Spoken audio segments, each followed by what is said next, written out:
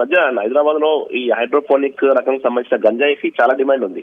దాంతో విదేశాలకు సంబంధించిన గంజాయి స్మగ్లర్స్ హైదరాబాద్ కి పెద్ద ఎత్తున ఈ హైడ్రోపోనిక్ గంజాయిని తరలిస్తున్నారు. ముఖ్యంగా మలేషియా పరిసర ప్రాంతాల్లోనే ఎక్కువగా ఈ పంట సాగు చేస్తుంటారు.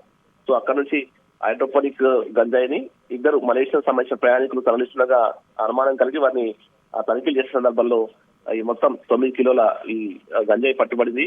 3 కోట్లకు పైగా ఇది విలువ చేస్తుంది.